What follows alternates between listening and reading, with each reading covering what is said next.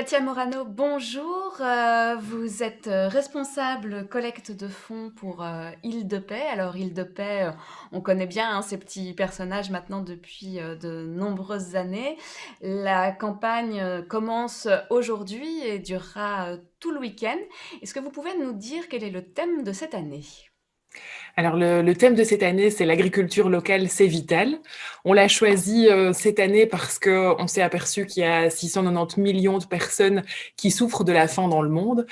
C'est une réalité et c'est un chiffre qui date d'avant la pandémie. Donc c'est sans doute un chiffre qui s'est renforcé durant ces derniers mois.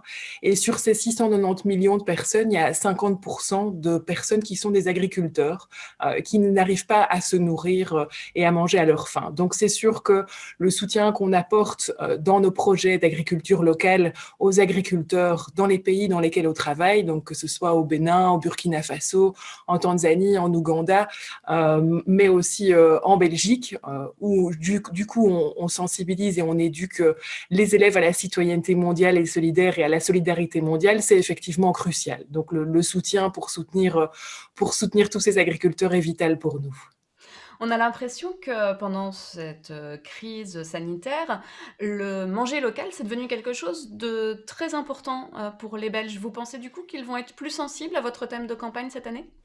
Ben, on l'espère en tout cas. C'est vrai que ça a pris une dynamique différente cette année. On s'est rendu compte de notre interdépendance. On s'est rendu compte qu'on était un peu interdépendant de ces marchés internationaux. On s'est aussi rendu compte que dans une situation comme celle-ci, c'était très important de faire attention au climat et au réchauffement climatique. Donc, ce sont effectivement des éléments qui vont en notre faveur et qui montrent on est petit à petit arrivé à un système d'agriculture traditionnelle qui est à bout de souffle. Et donc, on a vraiment besoin, là maintenant, de pouvoir se renouveler et de proposer une transition agroécologique qui a du sens pour tout le monde. Alors concrètement, si je vous fais un don ou si j'achète un petit module, mon argent ira où? Mm. Ben, l'argent ira forcément dans les projets d'agriculture locale dans les différents pays. Ce qu'on utilise, par exemple, pour vous donner une idée, si j'ai 45 euros au Pérou, ça nous permet d'acheter un kit de semences pour une famille de producteurs péruviens. Et avec ce kit de semences local, ben, c'est effectivement très important puisque ça assure la résilience de ces agriculteurs au Pérou, puisqu'ils ne doivent pas dépendre forcément de semences modifiées achetées à l'extérieur. Et ils peuvent continuer à diversifier leur ferme en toute transparence. Alors cette année, il y a évidemment une autre donne à prendre en compte, c'est le Covid. Il est toujours interdit d'aller faire du porte-à-porte, d'être dans la rue pour vendre des objets. Alors comment vous allez mener cette campagne? Mais cette campagne est effectivement assez exceptionnelle. C'est la 51e en plus d'Île-de-Paix, donc on voulait pas la rater.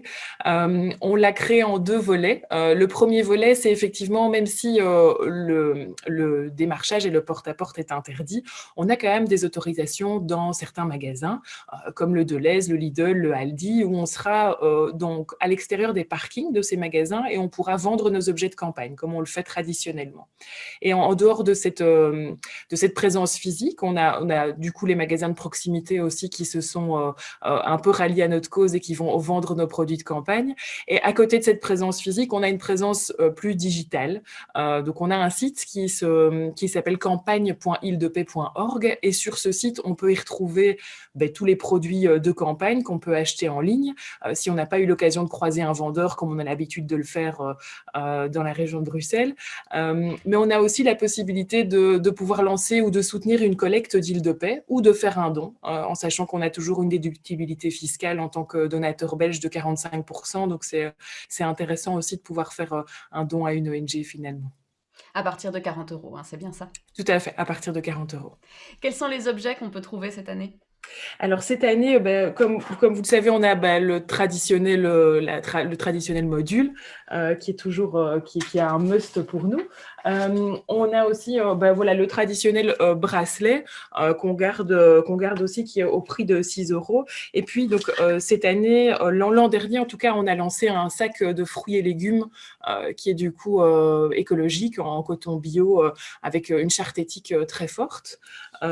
Et puis, qu'il faut également savoir, c'est qu'on a la possibilité, en tant qu'acheteur, de pouvoir acheter un bon à planter.